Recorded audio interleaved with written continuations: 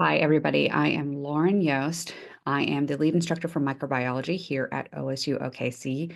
I wanted to create a brief video on how I perform my assessment, how I collect my data, what I consider to be appropriate data, and how I will analyze that data in the forms that as I create them for the assessment for this semester as I collect my data for this semester. I know a lot of us maybe aren't as well versed on the process that is entailed in creating our own assessments and everything. So that's what the goal of this is. It's meant to be a very, very basic video on like just the gist of how to create your own assessments.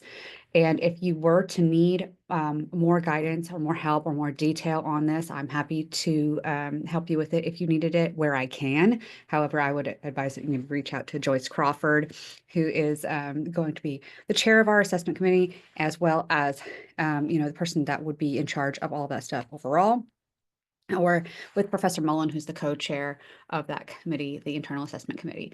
So it's that time for me. This is the end of the fall 2024 semester.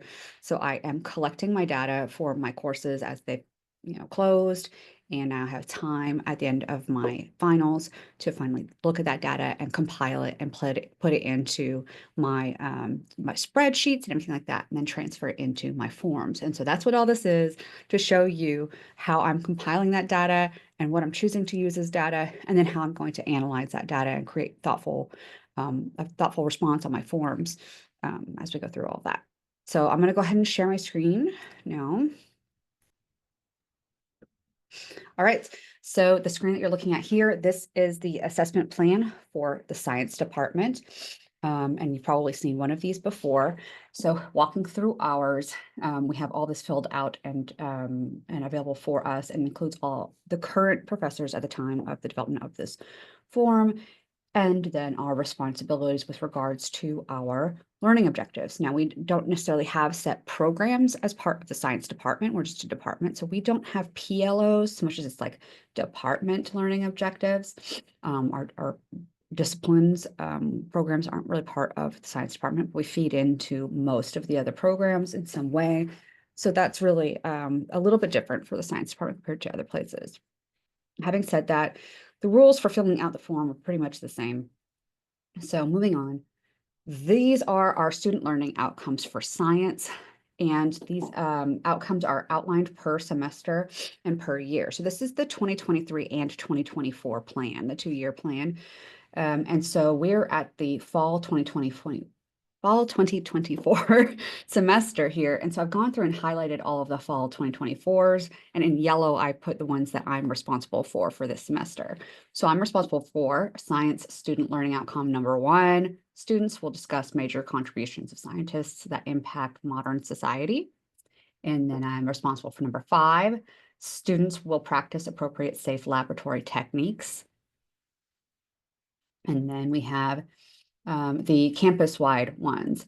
Now, also in our plan, we've included, sorry to go back up to what I was talking about, that I would have a lab safety quiz that would, account for that, and that we have embedded assessments that are relating to the scientists impacting modern society. And so those ones, I will be dealing with those on my own time, but the one that I'm going to go over today is our campus-wide one.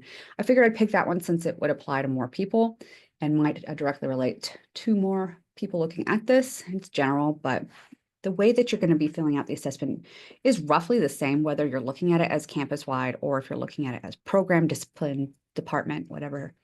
So here we have, for this semester, students use computer and network technologies to gather, analyze, and communicate information. Here it says we have embedded survey within the course, and that may likely be true for maybe Luke's course. Again, Luke overall being our department head, being responsible for that. But for data that I've collected from my course that might correlate with this, that Luke sometimes likes to include with the reports, as a addition to whatever embedded course surveys we may have or something like that. I'm going to show you what I have prepared for that. Now, in my course, let me pull it up. So in my course, I have whatever, here's my Canvas course, congratulations. So I'm going to go to my outcomes. I've already outlined I've already aligned all of my outcomes, excuse me, with Canvas in my Canvas courses. And so I did that at the beginning of the semester and I copy it over from semester to semester and I'll tweak it as needed based on how I change my assignments or whatever. So I can just click on outcomes on the side over here and then click on campus-wide SLOs. And I'll look over here. We've got campus-wide SLO 3. Move that. And students use computer and network technologies to gather, analyze, and communicate information. And that I do have a rubric that's associated with this. I don't really use the rubric though when I compile my data. I'm going to show you what I do, but depending on whatever SLO you're looking at. So if I were to look at one of these science SLOs, um, you would be able to click on these and then say, so if I was doing the scientist one here, and then I could click over here and click on alignments and then show you the assignments that were associated with that. I'm not going to click on it because it has my student names and their grades, and I don't want to disseminate that on like YouTube or I'm going to post this video. But anyways, that's what I would do. So going back to campus wide, I would click on this and then I would click on this and I'll click on alignments and it'll take me to the assignments that I've aligned with this SLO. Now, I had to do all of this manually. And if any of you are interested in learning about how to incorporate your SLOs and align them within your campus course, I'd be happy to reach out and do that, but that is a different video for a different time. So moving on to that, I am going to go ahead and switch over to my assignment that I chose for this alignment, which happens to be my Unit 3 group project. So I chose in all 3 of my unit projects, and ultimately when I was preparing my form, I decided that Unit 3 would be best because it was the most recent. It gave students the most time to adjust to using their resources and everything like that. So it might be the better representation of how my students fared with regard to this outcome. So I have the whole basic assignment laid out here with explanation of what the rules are for the assignment up here, that they are assigned in groups and the topic that their group is given. Now, they had group assignments that they were given individually as part of the course. That's not included in this assignment. So that would have been just part of their group thing for the whole course. I also combined all of my sections into one overall umbrella course here on Canvas so that I can grade everybody all at once. And if yours isn't set up like that, you'll have to go from section to section and collect your data individually. But I did not have to do that since I combined my course. So it's all going to be in one place, which is going to make it easier to show you guys too. Anyways, the description of what, are possible things they could have submitted for this project, examples and explanations for that. And if you, and to notify the instructor of what your group is going to be doing, upload it onto this assignment, uploading it onto a discussion group as well for availability for everybody else to view. And differences from the traditional versus the hybrid as far as instructions go. So that's great. So that's that assignment and then the rubric down here. And I will be showing this rubric on my form, but my rubric is essentially set up in a way meant to be very subjective for this assignment. Some of my other assignments are very specific as to what each point would be and what it would represent on that assignment. But this one is very subjective because I'm expecting them to present this information and I'm going to judge subjectively on whether they're meeting these criteria. So I don't have it very super outlined or explained the way that some of my other assignments are. And that's okay. You're going to include that explanation in your form so that you can explain what this rubric represented for this assignment and how that will relate back to your assessment. So anyways, so there's my rubric for it. And then that's where I'm going to be using the information to describe my tool that I'm using as for my assessment tool. Okay, so briefly, I want to stop sharing and I'm going to switch over to something that has grades. So I'm going to cover those up before we switch. All right, so we've got this. Here we go. Okay. Share. All right, so back to what we're talking about here. So when I look at my grades for this assignment. So this is our Unit 3 group project here, and we can see all the grades for all of the students that are there. I've covered up my students so that you can't see anybody's given like grades or anything like that associated with their names or anything, so that won't get out. But anyways, you would go to just pull up your grade book for whatever your assignment is that you're using for your tool. And then you're going to go to export and do your current gradebook view. Now, whenever I export all of my grades for my whole gradebook, you would do entire gradebook, and then you could put that entire thing onto your SharePoint or whatever for your final grades as your evidence of your final grades, and that's great. But for this purposes, all you need are your grades for your assessment. And so that's my Unit 3 group project. I've pulled it up. I'm going to export my current gradebook view, and I would click that. I don't want you to see my student grade, so I'm not going to actively click it. And then it will download that onto your computer. I then open it up in Excel, and I save it as an Excel spreadsheet instead of as the CSV that it comes out as, so that that data is more usable across different platforms, but that doesn't really matter too much. So let me bring that over here. So whenever I do transfer that data, this is what it looks like at first. This is the sheet that you literally are going to be getting as a result, opening it up in Excel. And then what I need is I usually will track my student names and the points they got on our, so here's Unit 3. So the way that I opened up was all my unit projects. So it transferred all of those grades, and all I need is Unit 3. So I will get that information, which I would collect here. I would shift that, copy, and then paste it into my assessment data spreadsheet. So I've broken all this down to my students, the grade that they got. Here's the points possible here. And then I now have all that data available to us. Now, this CWSLO, the campus-wide student learning outcome, students use computer and network technologies to gather, analyze, and communicate information. This particular project happens to be a sort of presentation where they're expected to use resources from the internet as well as their digital textbook and whatever they could find to compile a summary review of the topic that they're assigned as a review for each other on that topic prior to the exam. And so that's the idea. So it's a summarized review, and they're using technology to gather the information. And so that's why I chose this assignment, since it does involve using technology to gather the information, as well as compiling it into maybe PowerPoint or maybe a Kahoot quiz or something that is usually used digitally to engage with other students during that review presentation itself. And anyways, so for this one, I have created benchmarks and targets. I recommend that you do create benchmarks and targets because it makes it more traceable from semester to semester, as well as whenever, like, I'm going to see this one again. Well, we might change our campus-wide learning outcomes, of course, but if I see this campus-wide learning outcome again, it might be in a couple years, right? So I won't necessarily see it every single semester.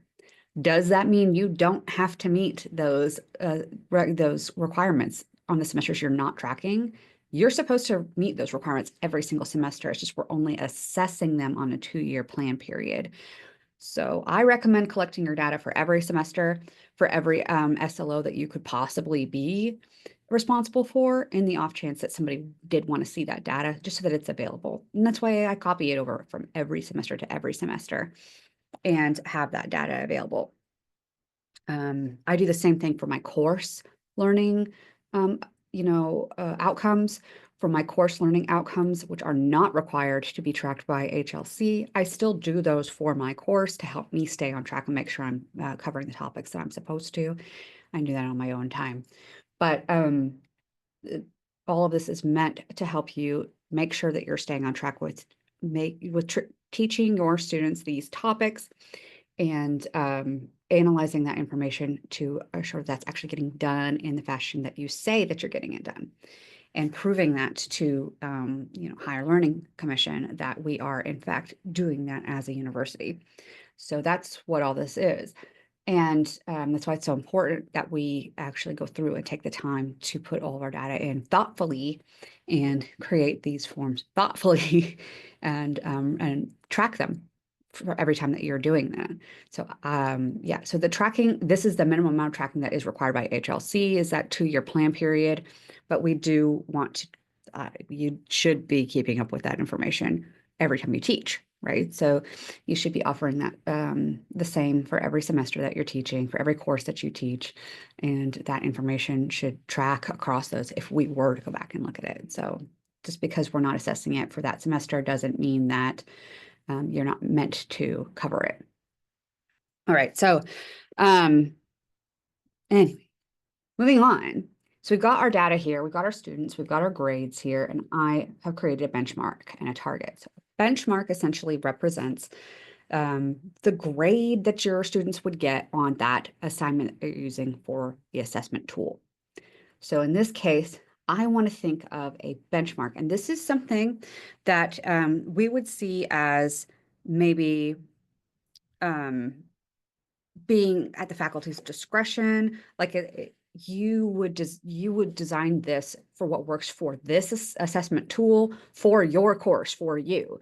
And so there might not necessarily be strict guidelines for this out there. Maybe your program has one in place for this particular learning outcome. Maybe you have one for that course or whatever, but these are at the faculty's discretion. There isn't like a set template out there for these. And so for this, I thought thoughtfully about about my outcome here, which is using computer technology. And I thought, well, this is still one of those assignments that requires that my students understand the material. So I don't want to expect them necessarily to have to get that 100%, but they have so much access to the information to answer this question or to put together their review on this topic that I don't want to, they should have all that available for them to gather, but give them a little leeway on maybe not understanding the topic as well. So I said 85% would be a good benchmark. So the goal is on this assignment to get an 85%. How many of my students should get that 85%? Because technology is so widely used, and because technology is something that every student is going to be using in any of their future professions, I decided 100% of my students should be getting an 85% or better. So my benchmark was 85%. That's the grade they need to get on the assignment. And I'm saying 100% of my students should be getting an 85% or better on the assignment. You need to design your own benchmarks and targets for what is appropriate for the outcome that you're looking at and what is appropriate for the assessment tool that you're using. And so this is what I decided would represent mastery of this particular outcome. Okay. And that's where I got this from. It's a thoughtful application of the grading scheme that applies to this assessment tool as it is regarded to this particular outcome. And so that's the idea here. All right, so I have my data, generated my benchmarks. So how many of my students meet that benchmark? How many of them got an 85% or better? As it turns out, because it is a 20-point assignment, 17 out of 20 is what marks 85%. So they need to be getting a 17 or better. So I went through all of my students and just said whether they met it or not with a Y for yes and an N for no. And anywhere that I had an N for no, I put an asterisk out to the side so that I could track that visually going through my data. And so I did this. You can use Excel to do this work for you if you like. This is just what worked best for me in my method. And so I tracked all of my no's and yeses. And as it turns out, that means that out of my 78 students that I had, 67 of them made an 85% or better. 11 of them did not meet that 85% benchmark, okay? So that's 86% of my students that got an 85% or better, and 14% of my students did not get an 85% or better. My target was 100% getting 85% or better, so this did not meet mastery. That's okay. We're just collecting the data and presenting it and putting it into the form. When you're putting it into the form, the idea is that you are thoughtful about how you're going to analyze this. If you didn't meet your benchmark, do you need to adjust your benchmark in the future? So this was what you expected, that 100% be getting 85% or better. They didn't on this. So what now? Well, that doesn't mean you're going to change this for this assessment because you already decided that was what was going to be good for you and what was going to work for you. Now, if you looked at this and you're like, maybe that was too strict, maybe I need to amend my benchmark and my target. That's okay if that works for you, but I still think that 100% of my students should have gotten an 85% or better on this. And so that's what I'm sticking with. So that brings us to the form. All right, here's the form. So this is the campus-wide learning outcome report form for this semester, for this cycle. And so in this 2-year period of 2023 to 2024, this is report year 2024, and this is going to be fall. Here I've marked that this is our computer proficiency. This is not a co-curricular activity. And I have all my little check boxes marked appropriately. So this is my whole class. This is actually all of my sections for this class.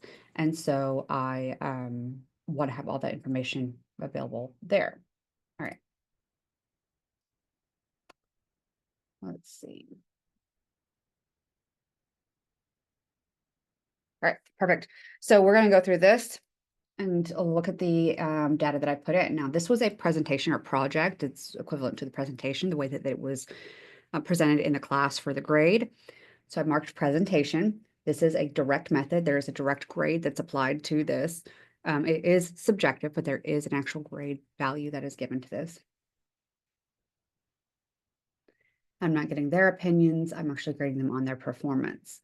So our description, I have said that my assessment tool is my Unit 3 group project. And then I explain what this project is. They're placed in groups. They're assigned a topic that they will summarize for the unit, and they will use any reliable resources to generate that review, which they will submit to Canvas digitally and present in front of the class. Great. Then I have literally copied and pasted from that assignment that we had on, I closed it out, but that's okay. For the assignment that we had on the unit, and that whole actual instructions of what the assignment, I just copy and pasted that in here so that that is available for their review as well as what that assignment would have said in it for what was required for what's expected of the students. So next is how you're evaluating the learning. So what are you doing to measure the learning here? I put my rubric. Now, if they were reviewing this, they would be able to make this bigger or smaller for their ease of viewing here, but for our purposes, this is what will fit. And I described the rubric a little bit. This is the rubric I had in Canvas. I used it to tabulate grades. This particular assignment is largely subjective on the instructor's part, which I mentioned previously. It's based on accuracy of the content. It's based on the thoroughness of what they're covering, the effort that was put in, and that includes creativity and organization, as well as the quality, the overall quality of the assignment that was put together by this. It was a group assignment. Even though students got individual grades, they were graded as a group. So, and that's how we'll be presenting this. And I look at the data from student to student. In those cases, there might be some case where a student got a slightly different grade than someone else in their group for extraneous reasons for that, but whatever. So that is how I assessed it, use that rubric. And for me, it was rather subjective. Yours might be more specific. So what was the target achievement level? The assignment relies largely on students using computer-based resources, digital textbook, reliable internet content, and it requires that they understand the material that they're putting together for the review as well. So I chose a benchmark of 85%. And because computers are used so widely, I chose my target of 100% of my students should meet that 85% benchmark, which I explained earlier. So that's, again, going to be basically at the faculty's discretion of how you're going to be creating your benchmarks and your targets for your assessment tool for that specific outcome that you're looking at each time. If you're using the same assessment tool from, period to period, if you were looking at, let's say, an outcome from a semester to a semester to a semester, instead of over these 2-year periods, then you might look at from semester to semester the same tool and the same benchmarks and targets. You might change the benchmarks and targets accordingly as you start to realize the effectiveness of the tool or the lack of effectiveness of the tool to accommodate that. And that's something that could change, or you could change the assignment itself to accommodate your existing benchmarks or what have you, or they might stay the same if you felt that it was going pretty good. And that can give you a reference point as far as how successful that tool is for assessing the competency associated with that outcome. All right, so anyways, I came up with 100% of my students need to get an 85% or better. So here's my data outcome, breaking this down. If multiple course sections are offered on the same activity, how many total students achieved the target? So we had 67 of 78 total students achieved the target across 4 sections. So what is the overall percentage? 86%, and I was aiming for 100% of my students getting my 85% benchmark. 86% doesn't cut it. So number of students meeting the target, or the total number of students that are enrolled over the total number of students enrolled. 67 out of 78. Did I include withdrawn students on this assignment? I didn't have any. All my withdrawn students had already withdrawn. They did not participate in this assignment, so I didn't include them. So NA for that, as well as non-participating students. All of my students participated, so I NA'd those things for that as well.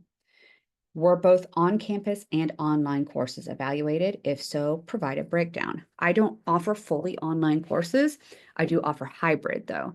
And so my lecture portion, which this assignment comes from the lecture portion of the course for my hybrid course is offered online for that section. I have 1 section that is hybrid and 3 sections that were traditional.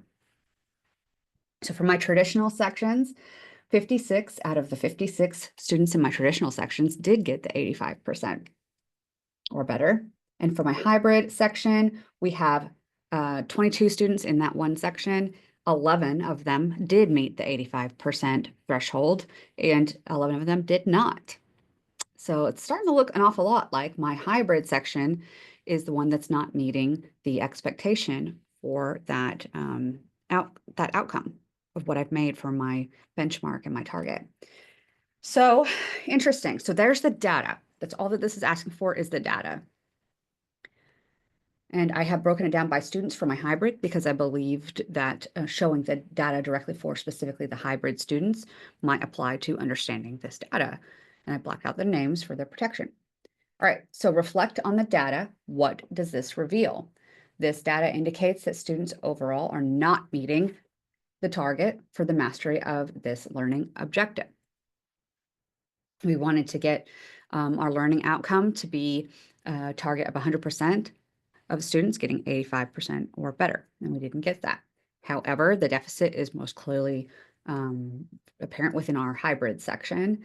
Then I go on to explain that students had all the material available on the internet and were able to use resources to put together a thoughtful, thorough, and accurate summarized review. And yet 50% of my hybrid section was unable to do that adequately as far as that reaching that 85% or higher score. However, the traditional class, given the same resources and the same assignment, they were able to meet that. So what could be some reasons? This is a good time to pause and look back thoughtfully on that data and how you're assessing it. What could be some reasons for why these different modalities could come out with different reasons? So that's the point of this, this part of the assessment, to reflect on your data. We have 2 different modalities, traditional and hybrid. What are some reasons for why these modalities could have differing results? One thing you might consider if you're teaching a traditional section and a hybrid section, should you have different benchmarks and targets for those different modalities? Depending on your assessment that you're using as your tool, depending on the outcome that you're looking at, you might consider that. For my purpose, for my course, I feel like no matter if they are hybrid or traditional, 100% of the students should be getting an 85% or better with regard to using computer technologies in this particular assessment. So, yes. And so when we talk about the 85%, I want to bring it back just to that just for a second. The 85% that I chose on this is regarded to this assessment. It doesn't have to apply to what you think is mastery on that assignment in your course, but specifically for this assessment tool with regard to this outcome. So keep that in mind as well. Anyways, moving on to that. So we've got an issue where my two modalities, the traditional and the hybrid, have differing outcomes, essentially. My traditional did great. 100% of them got 100%. And then on my hybrid class, I have 50% of them got the 85% or better, and 50% of them did not. And so what might be some reasons for that? And so you might want to think about that for your own courses. For this particular course, I'm determining that this may likely have something to do with a lack of explanation on my part in the assignment of what I was expecting of them. So traditional material submitted by the traditional sections was also considerably less. It wasn't as excellent. They didn't excel at it the way that the in-person classes did. And this is likely due to the fact they were not as clear on what my expectations were on the assignment. And so that is something that I can improve for the future. So again, it's likely due to lack of personal interaction with those students as well, since I only see them during the lab. And we don't discuss as much of the lecture material unless it is I post announcements about it, or if they email me and ask me questions about it, or things like that, or if they join in on voluntary, review exercises online, then I might discuss it there. So anyways, what am I going to do about this in the future to help make sure that this is clear to my students? For unrelated reasons, I'm switching this from a group assignment to an individual assignment, and that's going to help with individual responsibility for the assignment.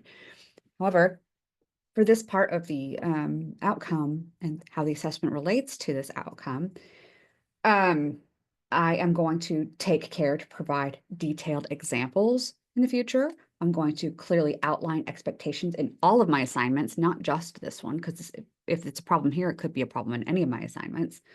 And then include regular announcements and updates relating to these projects in personalized, I'll say this, not pre-recorded, right? So as students are having issues with this and you're starting to see it, make announcements saying okay, I just want to be sure I've seen some people submitting this, that, and the other, but what I really want to see is these other things. And those sorts of announcements that will go out to everybody to help improve the quality of the material that these students are submitting as part of this project. And that's the idea. And that'll help with all of the projects, all of the assignments, not just this one, to focus more on being clear on my expectations. And that should allow students to excel and submit more high quality things in the future. So the idea is if I change these things about this assignment, right, that I'm using as my assessment tool, I change these things on here, the next time that I look at this information, which again, we should be tracking it from semester to semester and not only waiting for the next 2-year period. But if you're looking at this at least until the next 2-year time that you see this, then you can say, okay, I made these changes. Did it improve? Can I actually get to that 100% of my students getting an 85% or better? So that's the whole point of the assessment. This is my completed assessment work, and I'm going to provide all the students my form as well as my video. If you wanted to see the Excel spreadsheet for some reason, I can send that out as well if that's helpful. But yeah, of course, most of you guys know how to use Excel and how to compile your data there. But I did want to see, the whole point of this is to go through this and give enough detail to show that you're planning on how you're going to approach whether this was effectively assessed or not. And that needs to be thoughtful and it needs to be detailed. You need to have your data there and then show that you're actually looking at the data and saying, did I meet this expectation or not? If you didn't, that is okay. You just need to show that you're making improvements to fix that issue. So go through, show that you're doing the thing, and that you're being thoughtful in any changes that you might think that you need to make in the future. And that's the whole point of assessment. So I hope that was helpful for you guys. That's what I've got. And if I can help in any way, let me know. And you can reach me at Lauren, Lauren .yost, Y-O-S-T, at okstate.edu. And of course, if you need more details on how help with how to complete your assessment and make it thoughtful and detailed appropriately, Joyce is probably a person for you, as well as anybody else in your departments that maybe does well on assessment in general. But there's no reason to feel lost about it. There's no reason to feel like you don't know what you're doing and you're just flying by the seat of your pants. There is information out there to help you guys. There are people out there that know what they're doing with it that can help you put together a better assessment form for the future. And good luck with that.